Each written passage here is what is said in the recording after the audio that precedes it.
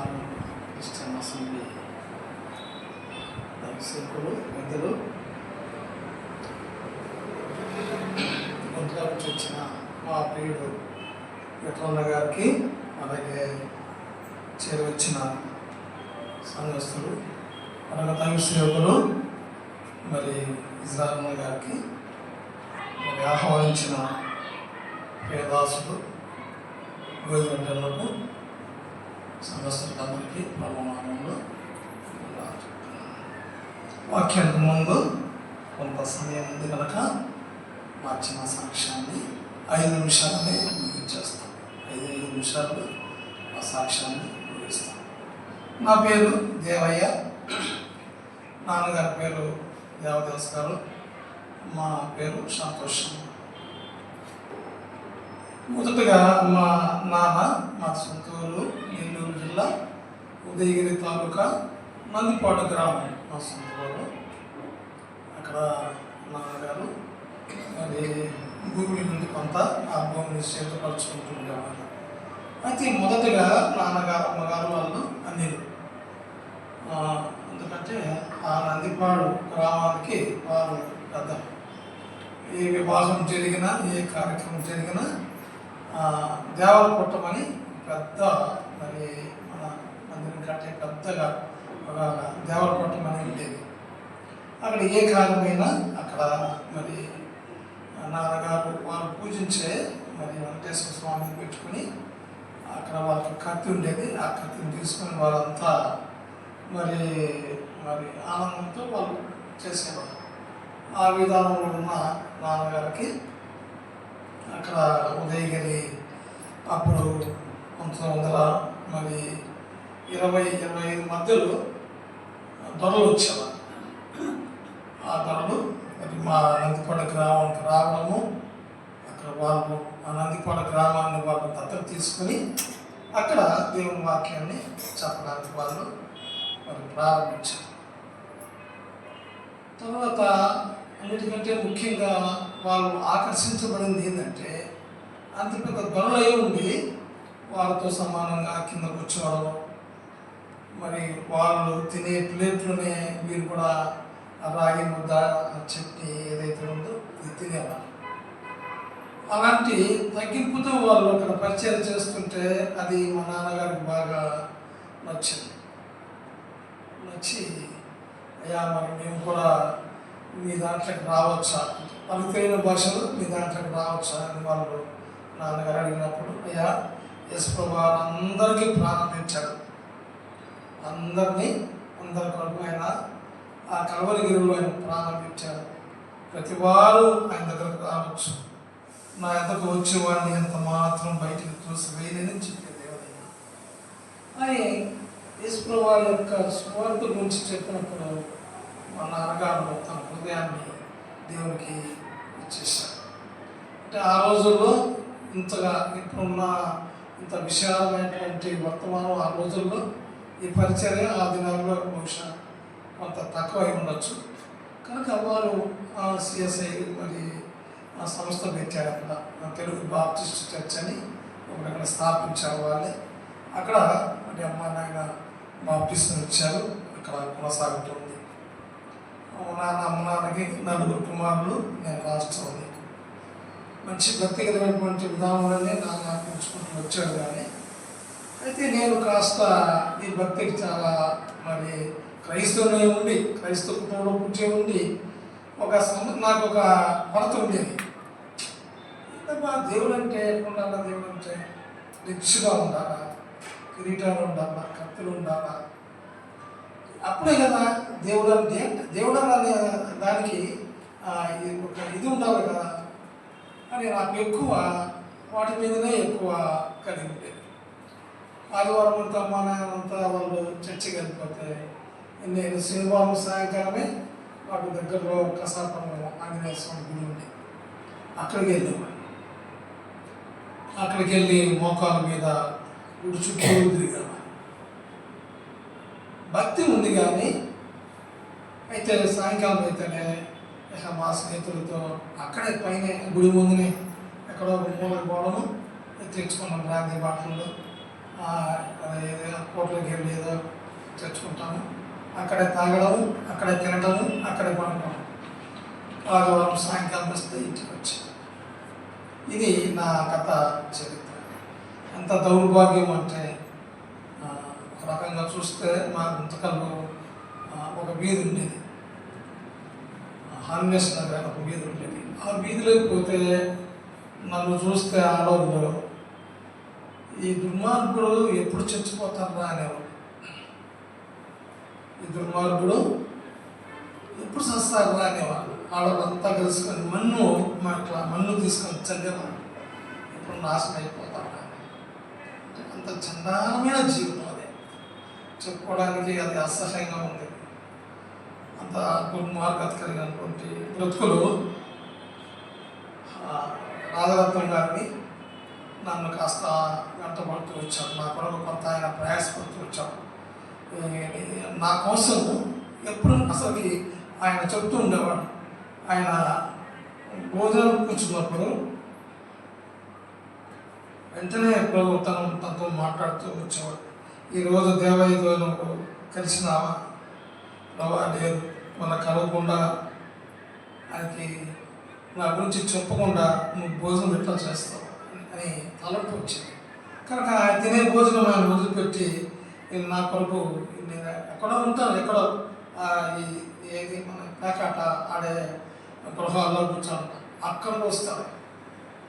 అక్కడికి వచ్చి నేను బయటకు వచ్చినంత వరకు బయటే ఉంటాను. ఎంతసేపు కూర్చున్నాడో తెలియదు. బయటకు వచ్చినప్పుడు సోదరుడా దేవయ్య బాగున్నావా, నీ కొరకు వచ్చానయ్యా. నాకు కోపం వచ్చేది. ఇందులో ఈ దరిద్రమైన ఈ మనిషి నాన్న ఏంటి నా కొరకు రావడం ఏంటి, ఏదైనా ఎందుకు నన్ను గమనిస్తున్నాను నువ్వు? ఆయన క్రైస్తవంలో పుట్టావు కదా, ఇలాంటి చెడ్డ అలవాట్లు మీ నాన్నకి మీ అమ్మగారికి పరమందున దేవుడికి ఎంత బాధ. కనుక దయచేసి నువ్వు ఈ అలవాట్ల నుంచి నువ్వు ప్రభు వైపు రా. నేను భోజనం చేయలేదు ప్రభు, నన్ను నిద్రపోలేదు అంటే నాకు ఇంకా కోపం వచ్చేది. ఆయన ముసలాడా నువ్వు అబద్ధం ఆడుతున్నావు, నా కొరకు నువ్వు భోజనం చేయకుండా నిద్రపోకుండా నేను మాట్లాడుతున్నావు, తప్పది, అట్లా మాట్లాడొద్దని. లేదు నాయన నిజమది, చాలాసార్లు నన్ను దేవుడు గర్తిస్తూ వచ్చాను అని నాకు మనసులో ప్రార్థన అంటే వెంటనే అది ఏ స్థలమైనా ఎక్కడైనా మోకరించి కూర్చున్నాను. ఆయన బైబిల్ నా తల మీద పెట్టి నీటితో ప్రార్థన చేస్తున్నాడు. బాబా, ఒక క్రైస్తవ కుటుంబంలో కూర్చున్న ఈ బిడ్డ ఈ రీతిగా లోకంలో ఇలాంటి గ్రహాలను చేసుకుంటూ తన జీవితాన్ని నష్టపరుచుకుంటున్నాడని భావం కలిగి ప్రార్థన చేసేవాడు. ఒకరోజు నా దగ్గరికి వచ్చాడు. నేనంతా అంటే నాకు విసుగైపోయింది. ఎందుకనైనా ఇది అసలు సాయంకాలం వస్తాడు ఇంటికాడికి, 5 గంటలకు 6 గంటలకు వస్తాడు. నేను అప్పుడే డ్యూటీ నుంచి వస్తాను. నేను త్వరగా స్నానం చేసుకొని నేను బయటికి పోను కదా, నా అలవాట్లు నా స్నేహాలు నాకు ఉంటాయి కాబట్టి నేను తీరుగా స్నానం చేసుకుని బయటకు వచ్చే లోపల వచ్చింటాను. వస్తా ఊరికి రాడు. ఆ పక్కింటి వాళ్ళు అందరినీ ఆ సిస్టర్స్ అందరినీ తీసుకొస్తాను. వాకలికి అడ్డంగా కూర్చుంటాను వాళ్ళు, నన్ను బయటికి పోని. ఆ ముసోడు చెప్పింటాడు, నేను బయటికి పోనీయకుండా ఏదో ఒక విధానంలో మీరు అక్కడ కూర్చోని మిమ్మల్ని దాటి అడగ ఆయన అబ్బాయి పోరాడారు. వాళ్ళు వస్తారు, వెంటనే అక్కడ కూర్చుంటారు వాకిట్లో. ఇక నేను ఎట్లా పోగలను? సరే ఇంకా పెట్టుకుంటా ఎంత కోపం అంటే కొట్టాలనే బలమైన కోరిక నాకు కలిగేది. ఒకసారి మా స్నేహితులు చెప్పాను, అంటే వాళ్ళు అడిగేవాళ్ళు, ఏంద్రా ఏదైనా పార్టీ పెట్టుకుంటే నువ్వు రాకపోతే ఎట్లా, నీకోసం మేము ఎంతసేపు కాసుకోవాలా అంటే నేను చెప్పాను. ఎవరో దౌర్భాగ్యుడు ముసలోడు మా ఇంటికి వస్తారా, వేసుకో అనుకుంటుంటారా, నన్ను బయటికి రానికుండా అడ్డంగా వాకిలికి అడ్డంగా కూర్చుంటాడు. అంటే 8 గంటలకు వస్తారా? 6 గంటలుగా. రేపు నువ్వు 3 గంటలుగా రెడీగా. ఎప్పుడైనా 3 గంటలకు వచ్చాడు మీ ఇంటికి, అతను పురాణారా ఆ టైం కదా ఆయన వచ్చారు 6 గంటలకు. సరే రేపు నువ్వు 3 గంటలకు తొందరగా వచ్చి డ్యూటీకి పర్మిషన్ పెట్టినంటే ఇక నాకు సంతోషం అయిపోయింది. ఈ రోజంతా స్నేహితులతో నేను బాగా గడపచ్చు అనే పరిస్థితి నాకు వచ్చింది. కనుక ఒక హాఫ్ డే లీవ్ పెట్టాను, ఇంటికి వచ్చాను, స్నానం చేశాను, గబగబా అంతా మంచి డ్రెస్ చేసుకున్నాను, బాగా నల్ల మొహానికి తెల్ల పౌడర్ పట్టుకున్నాను, ఇక నా మనసులో అనిపించింది, ముసలోడా ఇప్పుడు ఎట్లా వస్తాను చూస్తా, ఇది నా సమయం నీ సమయం కాదు, నీ సమయం 6 గంటలకి, ఇది నా సమయమే అనుకుంటూ గబగబా 3 మెట్లు ఉన్నాయి మా ఇంటికి.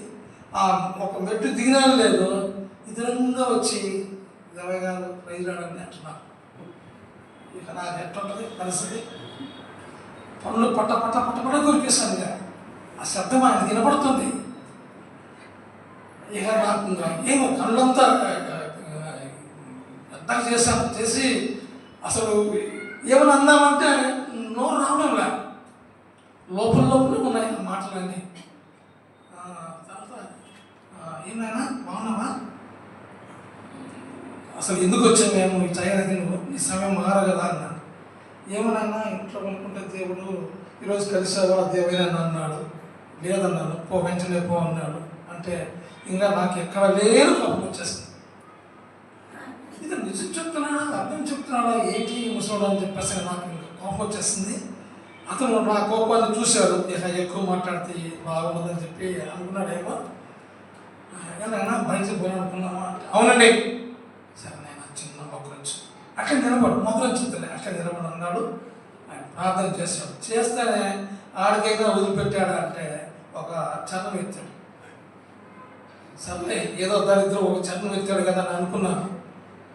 ఆయన ఒక చన్నం ఎత్తు లోపల ఇంకొక సిస్టర్ పక్కన వచ్చి ఆయన 2 చన్నం ఎత్తింది. ఆ చన్నం ఎత్తు లోపల ఇంకో సిస్టర్ ఇంకో చన్నం ఎత్తింది. ఓయమ్మ ఒకేసారి 6 చరణాలు అయిపోయినాయి. ఇక నేను 4 చరణాలు అయిపోయే లోపల ఆయన చివరి ప్రార్థన చేసి కళ్ళు తెరిచే లోపల దగ్గర 30 మంది సిస్టర్స్ వాగడి గడ్డగా కూర్చున్నారు. ఎట్టుండదు చెప్పండి నాకు. అయినా ఎందుకంటే వాళ్ళు దాటుకుని పోలేముగా, వాళ్ళు దాడి విన్నట్టు ఉంటారు.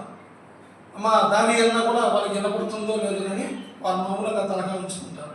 కానీ నేనేం చేయలేక కూర్చున్నాను. సరే కొంత వాక్యం చెప్పిన తర్వాత వేసిన దేవయ్య ఈరోజు వేష్పా మందిరంలో ఒక కౌంటర్ వచ్చాడు. ఒక మరి వైశ్యాసు కులానికి సంబంధించినటువంటి ఒక సేవకుడు వచ్చాడు. అంటే నాకు ఇంకా కోపం అయిపోయింది. బాబాయ్ సార్ కానీ వాళ్ళకి 33 కోట్లు ఉన్నారయ్యా, ఇండియాతో వారికి ఏం అవసరమయ్యా, నువ్వు పిచ్చోడు కాకపోతే నువ్వు పిచ్చోడివి వచ్చి ఆయన కూడా పిచ్చోడు ఉండొచ్చు. సరే ఇప్పుడు ఏమైనా సరే అని ఎందుకు నాకు ఆ మనసు నాకు ఎప్పుడు రాదు ఆయన పిలిచినప్పుడు కోపంలో అయినా ఎట్లా యేసు ప్రభువుని నమ్ముకున్నారు అనేది జక్కయ్యలాగా నాకు కూడా ఒక ప్రశ్న వచ్చేస్తుంది. సరే వాళ్ళు 7 గంటలకు కదా నా ప్రోగ్రాము, సరే పోయి చూసి ఊరికే అట్లా చూసిపోదామని అనుకుంటే ఈ లోపల ఇంకా కొంతమంది సిస్టర్స్ వాళ్ళు పక్క వాళ్ళు వస్తేనే వాళ్ళు చూసి మనం వర్తమానం తీసుకున్నాం అక్కడ ఇంట్లోనే. ఆ వర్తమానం అయిపోయినప్పుడు 8 అయింది. నా మనసులో అది ఒక కొరత ఉండేది. అతను ఎవరు చూడాలి, అతను నా హృదయంలో చాలా ప్రశ్నలు ఉన్నాయి. యేసు ప్రభువు దేవుడు కాదని నేను ఆయనతో వాదించాను. ఈయన నా దగ్గర రానికుండా ఈయన కూడా అక్కడే దూరిపోయాను.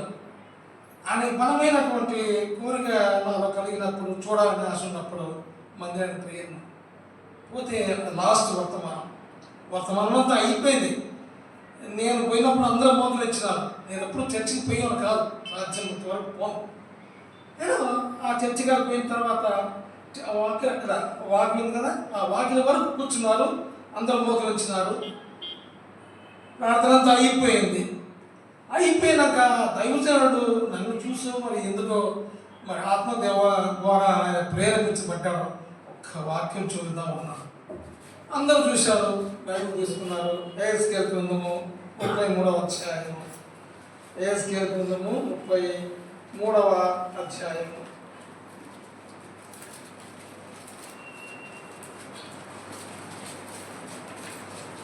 ఏఎస్కేల్ గ్రంథము 33వ అధ్యాయం 11వ వచనం చదువుకుందాం.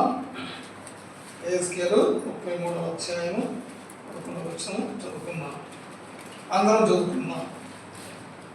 కాగా వారితో ఇట్లను నా జీవముతోడు దుర్మార్గుడు మరణం నొందుచు వలన నాకు సంతోషం లేదు. దుర్మార్గుడు తన దుర్మార్గతను మనని వదిలి బ్రతుకుట వలన నాకు సంతోషం కలుగును. కాబట్టి ఇశ్రాయేలీయులారా, మనసు తిప్పుకొనుడి, మీ దుర్మార్గతల నుండి మరలి మనసు తిప్పుకొనుడి, మీరెందుకు మరణం నొందుదురు. ఈ ఒక్క మాట ఆయన చదివించిన వెంటనే ఒకే అన్నాడు, దుర్మార్గుడా, నీ కొరకు ఇవ్వబడినటువంటి సమయము చూసుకో, నీ జీవితము మరణపాలు కావద్దు అన్నప్పుడు నాకు ఈ హన్యస్ నగర్లో ఈ సిస్టర్స్ వాళ్ళంతా నా మీద మట్టేసి, ఈ దుర్మార్గుడు ఎప్పుడు చచ్చిపోతారా అన్నారు. నా ప్రవర్తనతో నా ఇంట్లో ఉన్న నా తల్లిదండ్రులు కూడా అనేక సార్లు అదే మాట అనేవాళ్ళు, ఏమరా మా పేరుని చెడగొడుతున్నావు, నువ్వు బ్రతికేమిలా ఉన్నా, పోరా ఏడని చచ్చిపోరా. ఇరుగు పొరుగు వాళ్ళు, ఇంట్లో వాళ్ళు, బయట వాళ్ళు చచ్చిపో అని అందరూ అంటున్నారు. ఈయనేంటి, నా దుర్మార్గుడు మరణించడం నాకు ఇష్టం లేదంటాడే. ఇదేంటి ప్రేమ, ఈ ప్రేమ? ఆ మాట నా హృదయంలో, నా గుండెలో ఎక్కడో గుచ్చుకొని నన్ను మరి నిలబడి అంటే రావతంగా నా లోపలికి తీసుకొచ్చాను. ఆయనకి పరిచయం చేసి, ఆయన సహోదరుడా, ఏం పేరు నీ పేరు? నా పేరు దేవయ్య. రక్షించబడ్డావా? ప్రభుకి నీ హృదయం ఇచ్చినావా? లేదండి అంటే, ఒకవేళ ఈ రాత్రి నువ్వు చచ్చిపోతే, నీకు మరణం వస్తే, ఇక ఆ మాట అన్నప్పుడు, ఆ మరణము అనే మాట అన్నప్పుడు ఇంకా నుంచి వణుకొచ్చి, ఇక నాకు కన్నుండా ఎందుకో ఒక రకమైన నాకు తెలియకుండానే దుఃఖము, ఆపుకోలేని దుఃఖం వచ్చేసింది. మరి నా మీద చేపెట్టి ప్రార్థన చేసి క్రీస్తు వారి యొక్క ప్రేమ 5 నిమిషాలు నాకు క్లుప్తంగా చెప్పాడు. మొత్తం 5 నిమిషాలు నాకు ఎట్లా అనిపించిందంటే, ఎంతో సంతోషం అనిపించింది, ఏదో ఒక భారము దింపినట్టుగా అనిపించింది. ప్రభుకి అదే రాత్రి మా మామగారు, అత్తగారు నన్ను వెంబడించిన ఆయన కాలు పెట్టుకున్నాను.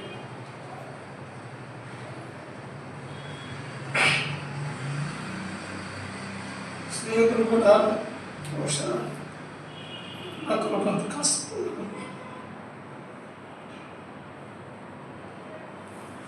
ఆయన పైకి లేదు నన్ను అంటున్నాడు. చాలా సంతోషం ఉంది అన్నాడా.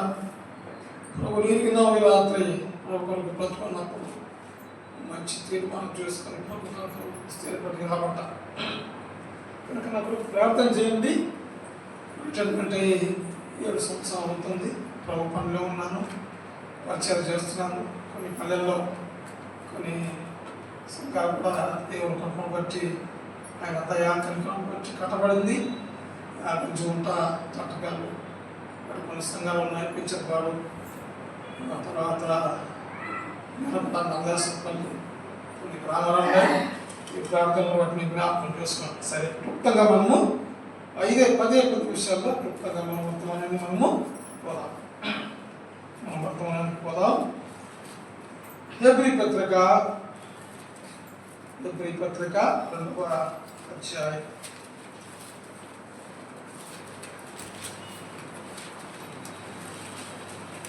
హెబ్రీ పత్రిక 2వ అధ్యాయం.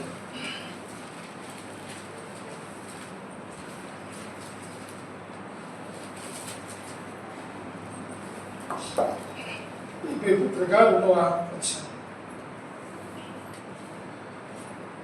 12వ వచనము అందరూ కలిసి చదువుకున్నాం. 12వ వచనము అందరూ కలిసి చదువుకున్నాం. సహోదరులారా, జీవం గల దేవుని విడిచిపోనట్టి విశ్వాసం లేని దుష్ట హృదయం మీలో ఎవరైనా ఒకవేళ ఉండినేమో అని జాగ్రత్తగా దండించిన ప్రార్థన చేస్తాం. ప్రియా పరలోక తండ్రి, నీ ప్రేమను బట్టి వందనాలు నాయన, మీ దయను బట్టి వందనాలు, మీ కనికరాన్ని బట్టి నాయన ఉచ్చరిస్తున్నాను. అవా ఈ ప్రార్థన మందిరంలో మీరు ఏర్పాటు చేసుకున్న మీ బిడ్డల మధ్యలో నేను కూడా కొంత సాక్ష్యం పంచుకోవడానికి, కొన్ని మాటలు పంచుకోవడానికి నన్ను కూడా మీరు అనుమతించినందుకు స్తోత్రం. చాలా రోజుల నుంచి నాయన దాసుడు నాయన మరి అన్నగారిని చూడాలని ఆశ కలిగింది, రాలేకపోయాను. నేటి దినాన ప్రియ దాసులతో సంఘంతో కలిసి అలాగే మీ దైవదాసుడు ఇజ్రాయల్ కూడా చాలా కాలం మీద అయినా చూడక చూసి దాన్ని తెచ్చారు. స్తోత్రం. ఈ సమయంలో కొన్ని మాటలు పంచుకుంటున్నారు. మీ సన్నిధి నాతో ఉంచి ఆత్మ తండ్రి, ఆత్మదేవుడా, పరిశుద్ధ ఆత్మ తండ్రి, మీ సన్నిధి నాతో ఉంచండి, మీ నడుపుదల నాతో ఉంచండి. నా నోటికి మీరు బోరగా ఉండమని కోరుతూ చదివే మాటలు ఉన్నాయన మాకు అర్థమవున్నట్టుగా వివరించమని కోరుతూ ఘనమైన వస్త్రాలకు నన్ను అప్పు చెప్పుకుంటూ యేసుక్రీస్తు ఘనమైన నా పేరు ప్రార్థిస్తున్నాను తండ్రి. ఆమేన్. 10 నిమిషాల్లో వాక్యాన్ని నేను ముగిస్తాను. ఎవరి పత్రిక 2వ అధ్యాయము 2వ వచనం. సహోదరులారా, జీవం గల దేవుని విడిచిపోవడం విశ్వాసం లేని దుష్ట హృదయం మీలో ఎవరైనా ఒకవేళ ఉండునేమో అని జాగ్రత్తగా చూసుకున్నది. దేవుని విడిచిపోనట్టే విశ్వాసం లేని దుష్ట హృదయము అని వ్రాయబడింది. ఏమైనా దేవుడు బిడ్డలారా, యేసుక్రీస్తు వారికి ఆయన శిష్యులంతమంది 12 మంది. ఈ 12 మంది తన పరిచయలో ఎక్కడికి పోయినా ఆ 12 మంది ఖచ్చితంగా ఉండేవాళ్ళు. ఆయన పరిచయంలో వాళ్ళు కూడా పారిభాగస్తులుగా ఉండేవాళ్ళు. అయితే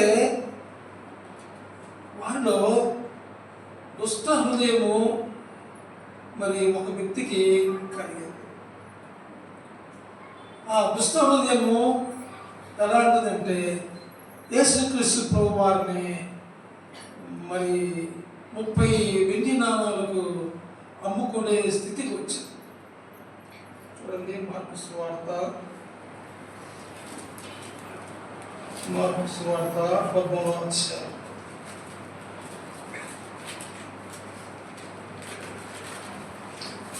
మార్కు సువార్త 13వ అధ్యాయం. మార్కు సువార్త 13వ అధ్యాయం 10వ వచనం చదువుకున్నాం. క్షమించండి, 14వ అధ్యాయం. మార్కు సువార్త 14వ అధ్యాయం 10వ వచనం చదువుకున్నాం. 12 మందిలో ఒకరు ఇస్కరియోతు యూదు ప్రధాన యాజకుల చేతికి ఆయనను అప్పగించవాలని వారి ఎద్దకు పోగా వారు విని సంతోషించి ద్రవమిత్తమని వాగ్దానం చేసిన కనుక వారు ఆయనను అప్పగించుటకు తగిన సమయము కనిపెట్టుచుండెను. యేసుక్రీస్తు ప్రభువారి ప్రేమలో ఎంతగా నిజంగా వాడబడ్డాడు పరిచయంలో. ఆ పరిచయంలో వచ్చే నిజంగా మరి కావాల్సిన మరి డబ్బంతా ఆయన దగ్గరే ఉండేది. మంచి హోదా కలిగినటువంటి పరిచయంలో దేవుడు ఆయన పెడితే ఎందుకు వచ్చింది దుష్ట హృదయము? రాకూడదు కదా. ఆయన ఎన్నో అద్భుత కార్యాలు చేస్తూ వచ్చాడు. యేసు ప్రభువు గుడ్డివారు కళ్ళు ఇచ్చారు, కొంచెంవారు కాలు ఇచ్చారు, చంద్రరోగస్తుల్ని ముట్టాడు, ఆపదలో ఉన్న వాళ్ళని ఆదుకున్నాడు, చనిపోయిన వారిని లేపుతూ వచ్చాడు. ఇంత బలమైనటువంటి ఆశ్చర్యకరమైనటువంటి కార్యాలు చూస్తూ ఎందుకు అంత దుష్ట హృదయము అతనిలో వచ్చేసింది? ఎంత ఘోరం ఇది, ఎంత మోసం!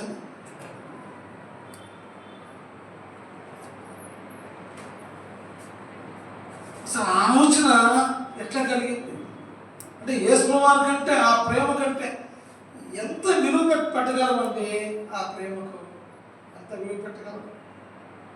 ఎంత కొంటాము ఆ ప్రేమను? కొరింథీ పత్రికలో 6వ అధ్యాయంలో మాట రాస్తాడు దైవసేవకుడు. 1వ కొరింథీ పత్రిక 6వ అధ్యాయం 1వ కొరింథీ పత్రిక 6వ అధ్యాయం 20వ వచనం చదవండి. విలువ పెట్టి కొనబడిన వారు కనుక మీ దేహముతో దేవుని మహిమపరచుడి. విలువైన రక్తం. చాలా మంది ఈ మధ్యకాలంలో చంద్రుని మీద పెట్టిన మొదటి వారాన్ని ఎంత పొగిడారో అంత పొగుడుతూ వచ్చారు. ఆ చంద్రుని మీద కాలు పెట్టినటువంటి వ్యక్తిని కొంతమంది వచ్చాయా, అక్కడ నీకు కలిగినటువంటి, నువ్వు చంద్రుని మీద కాలు పెట్టావు కదా, మరి అక్కడ కలిగినటువంటి మరి అనుభూతి నువ్వు చెప్తావా అంటే, ఆ చంద్రుని మీద అడుగుపెట్టినటువంటి మనిషి అంటాడు, నేను చంద్రుని మీద కాలు పెట్టడము గొప్ప విషయం కాదు, కానీ ఈ సూర్యుడు చంద్రుడు సమస్తాన్ని పుట్టించినటువంటి ఆ మహాదేవుడు ఈ భూమి మీద నా కొరకు, మీ కొరకు, మన కొరకు ఆయన ప్రాణం పెట్టి పుట్టాడే, అది గొప్పతనం. నేను అక్కడ కాలపెట్టడం అది గొప్ప విషయం కాదండి బాబు. నా కొరకు, అందరి కొరకు ప్రాణం పెట్టడానికి, ఆ శిలువ పొందటానికి దేవాది దేవుడైన మహాదేవుడు ఈ భూమి మీదకి అడుగు పెట్టడమే వాక్యం. కనుక యేసుప్రభువు విలువైన రక్తంతో యూదానుకుంటే, ఇప్పుడు ఆ విలువైనటువంటి మాటను దుష్ట హృదయం చేసుకొని యేసుక్రీస్తు ప్రభువారిని అమ్మడానికి, ఆయన పట్టించడానికి ఎంత దుర్మార్గమైనటువంటి ఆలోచన. అయితే యేసు ప్రభువారు పట్టించాడు. లాస్ట్కి అతని గతి ఏమైంది అపోస్తలుల కాలంలో రాస్తాడు, వెతికి తిరిగి పొట్ట పేగిలి వారిని పేగులు బయటకు వచ్చినాను రాయబడింది యూదా గురించి.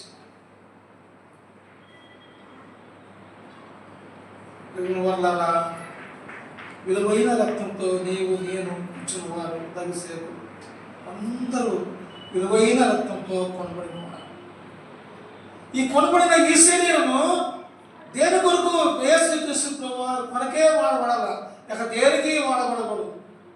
డబ్బు, బంగారం, భూములు, ఆస్తులు, పాస్తులు అవన్నీ ఎంతవరకు ఉంటాయి? అవన్నీ కొంతవరకే. ఈ మధ్య కరోనా వచ్చింది. నేను ఒక వీడియో చూశాను. మా అన్న ఉన్నాడు అక్కడ, ఆయన వీడియో పంపించారు ఒకటి మనకి. ఆ కరోనా వచ్చినాక జనమంతా చచ్చిపోతే రోడ్ల మీద ఎక్కడ చూసినా బంగారమే, ఎక్కడ చూసినా డబ్బే, విలువైన వస్తువులన్నీ రోడ్డు మీద ఉన్నాయి. అంటే మరణ సమయంలో అవి ఏవి వారికి అక్కర రాలా, అవి ఏవి వారిని మరణం నుంచి తప్పించవల్ల, ఆ కరోనా నుంచి ఎవరిని బాగు చేయలేదు.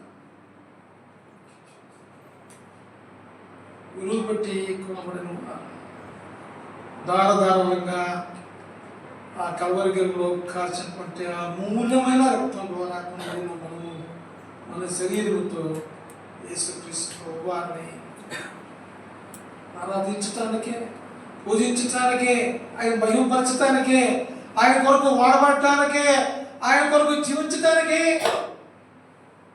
అయితే ఆ జీవితాన్ని అతను పోగొట్టుకున్నాడు. ఆ 12 మందిలో ఆయన పోగొట్టుకున్నాడు. అలాగే ఇంకొక వ్యక్తిని చూద్దాం. ఆ వ్యక్తి ఎవరంటే, ఆ 12 మందిలో ఒక పర్యాయం వచ్చింది.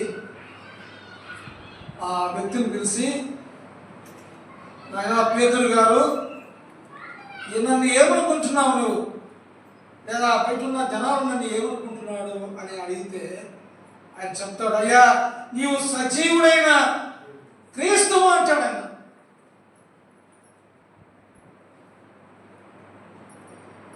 నువ్వు నిజంగా సజీవుడే, నువ్వు బ్రతుకున్న దేవుడమే. అలాగైతే నీ మీద నేను నా సంఘాన్ని కడతా అన్నాడు. అంత మాట ఎవరికి రావాలండి? అంత భాగ్యం, అంత భాగ్యం ఎవరికి రావన్నా? అంత ఆశీర్వాదం ఎవరికి రావన్నా? అయితే ఆ యొక్క ఆశీర్వాదాన్ని ఆయన ఉంచుకున్నాడా? లే. ఒక సమయం వచ్చింది, యేసుప్రభువు వారు శిలువ వేయబడ్డారు, ఆయన తిరిగి సమాధి చేయబడ్డాడు, లేవబడ్డాడు. ఆయన ఆలోచన వెళ్ళిపోయినప్పుడు ఇక పేతురులో శిష్యులు కొంతమందిలో ఏమైపోయింది, యేసువారు పైకి పోయాడు, ఇంకా అయిపోయింది మన పని, మన పరిచర్య అయిపోయింది, ఏం చేయలేము, మన వల్ల ఏమీ కాదనుకున్నారు. అనుకొని పేతురు ఏం చేశారు తెలుసా? యోహాను సువార్త ముగిస్తాం. యోహాను సువార్త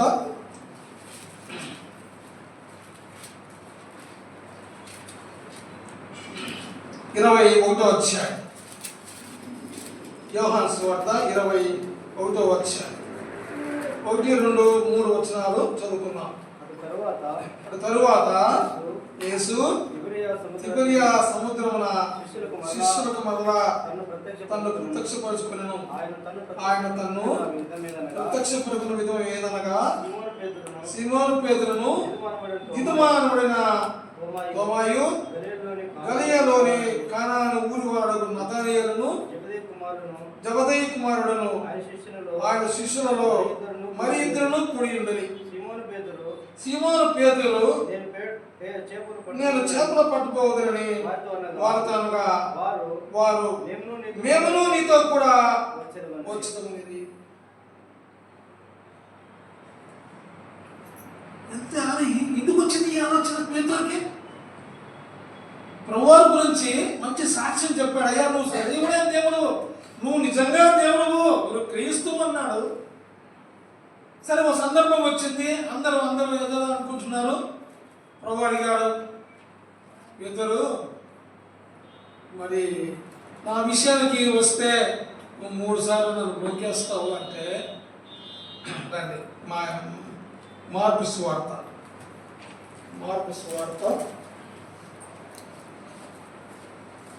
14వ అధ్యాయం. మార్కు సువార్త 14వ అధ్యాయం 29, 30, 31 చదువుకుందాం. అందుకు పేతురు, అందరూ అభ్యంతరపడినను నేను అభ్యంతరపడనని ఆయనతో చెప్పగా, యేసు అతను చూచి, నేటి రాత్రి కోడి 2 మార్లు కూయకు మునిపే నీవు నన్ను ఎరగవని 3 మార్లు చెప్పేదని నీతో నిశ్చయముగా చెప్పుచున్నాను. అతను మరి ఖండితముగా, నేను నీతో కూడా చావలసి వచ్చినను నిన్ను ఎరగను, చెప్పనేను అట్లు వారందరూ అనేది. ఒక సందర్భం వచ్చింది, నా గురించి తప్పవుతారు అంటాడయ్యా, చావలసి వస్తే నీతో కూడా నేను కూడా వస్తా. అంత మాట అన్నాడు పేతురు. యేసుప్రభువారు మరి పరలోకానికి ఆయన వెళ్ళిపోతున్నప్పుడు ఎందుకు అంత ధైర్యంగా అతను ఉండలేకపోయాడు? అనుకున్నాడు, అయిపోయా యేసుప్రభువారిని పట్టుకొని సిలువేశారు, ఇప్పుడు ఆయన శిష్యులు అంటే మనం కూడా ఏమైనా చేస్తారు. ఎందుకు వచ్చిన పీకిలాట? ఎందుకు వచ్చినా ఇదంతా? సైలెంట్గా ఉంటా పోనా? మళ్ళా మా పాత ముందే, మా పాత వృత్తి, దానికి పోదాం.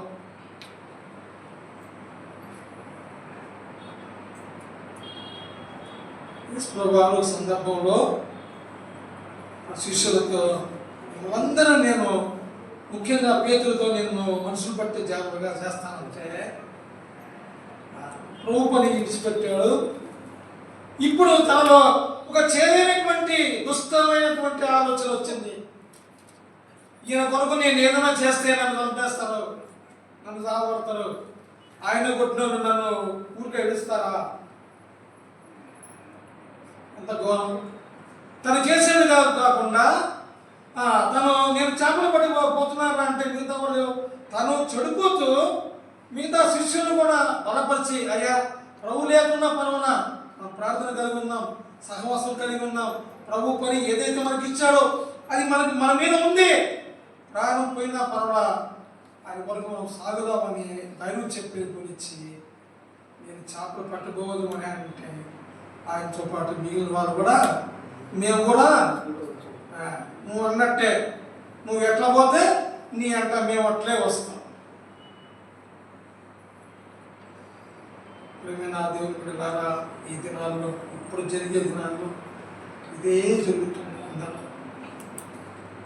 నైసేపు పెద్దలు విశ్వాసం ఎవరిలో చూసినా సాతానుడు ఏదో ఒక విధానంలో ఏదో ఒక బలహీనత పెట్టి మనిషికి నెమ్మది లేకుండా ప్రభుకి దూరం చేస్తే పరిస్థితి ఇప్పుడు జరుగుతుంది కనుక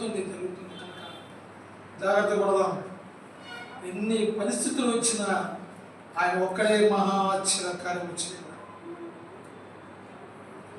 మధ్యకాలంలో ఎంత అంటే నాకు మహా చెప్పలేము. అన్ని కార్యాలు జరిగిన ఈ ఒక్క మాట నన్ను ఏ కష్టంలో కానీ, దుఃఖంలో కానీ, కుటుంబ పరిస్థితుల్లో కానీ దేంట్లో సరే ప్రభు దగ్గర కూర్చొని ప్రార్థించినప్పుడు ఈ ఒక్క మాటే నాకు గుర్తొచ్చేది. ఆయన ఒక్కడే, ఆయన మాత్రమే, ఆయన ఒక్కడే, ఆయన మాత్రమే. నిజమైనటువంటి అందుకే పేతురుని 3 మార్లు అడిగారు, నన్ను ప్రేమిస్తున్నావా.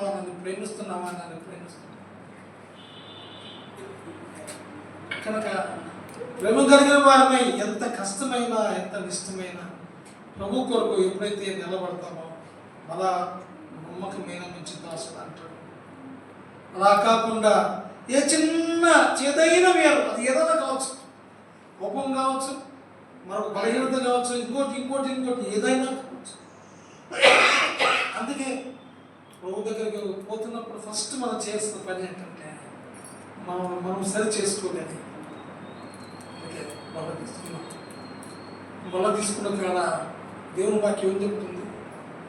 మీరు పరీక్షించమని అక్కడ పోకముందు ఒకటే కదా మన ప్రార్థన, ప్రభా ఏదైనా చేసిన ప్రేక్షించు, ప్రభా ఏదైనా బాధ పెట్టిన ప్రేక్షించు, ఏదైనా ఆశించుంటే క్షమించు, ఏదైనా పదే వల్ల తీసుకున్న ముందు మనం ప్రభుత్వం సరిచేసుకుంటాం. అలా సరిచేసుకున్నప్పుడే ఏదైనా వేరు ఏది కూడా మన మధ్యన రాదు. అది ఉండడానికి ప్రభు అనుమతించడు. ప్రభు మీద నీవు నేను మనము ఆనుకొని ఉంటే ఇందాక చెప్పాను, ప్రార్థన ప్రాణం అంట. నిజంగా నాకు ఆశ్చర్యం అయిపోయింది. ఎప్పుడు విన్నా నేను ఈ మాట. నిజమే, వాస్తవమే. ఈ దినాల్లో ఈ ప్రార్థన చాలా తక్కువ అయిపోయింది. ఏ సంఘం, ఒక సంఘం అని కాదు, ఏ సంఘం పోయినా కూడా అది ప్రాణం లేని మనుషులుగా, ప్రాణం లేని సంఘంగా కనబడుతున్నాయి. కాలం ఏంటంటే ప్రార్థన లేని సంఘం తగినంతగా ప్రతి రాత్రి ప్రేమ వల్ల దేవుని సన్నిధానంలో కూర్చున్నాం. ఏదైనా వేరు ఏదైనా మనలో ఒలిచిందంటే అది పూర్తిగా నిన్ను నన్ను మనల్ని అందరినీ ప్రభు నుంచి దూరం చేస్తాం. పేతురు బలమైనటువంటి వ్యక్తి, సామాన్య వ్యక్తి కాదు. ఆయన నువ్వు సజీవుడైన క్రీస్తు అన్నావంటే అయ్యా ఇది నువ్వు పలికింది కాదు, పరలోకం నుండి నా తండ్రి నేను పలికిస్తే నువ్వు పలికావు అన్నమాట అంటాడు యేసుప్రభువు. అంత బలమైన వ్యక్తి సహా చేదైన వేరు పెట్టుకొని మరి ప్రభుకి దూరం అవుతూ వచ్చాడు. ప్రియమైన దేవుని బిడ్డలారా, అక్కడారా ఈ మధ్య మనం చూసుకున్నాం, సరి చేసుకున్నాం. ఏదైనా పరమ తండ్రి ఏ బలహీనత అయినా ఆ మహాదేవుడు తప్పించేవాడు. ప్రార్థన కలిగి ఉంటే, సహవాసం కలిగి ఉంటే, పరిచయంలో ముందుకు సాగుతూ ఉంటే ప్రభు యొక్క బలమైన హస్తము మీ మీద, నా మీద, అందరి మీద దేవుడి మాట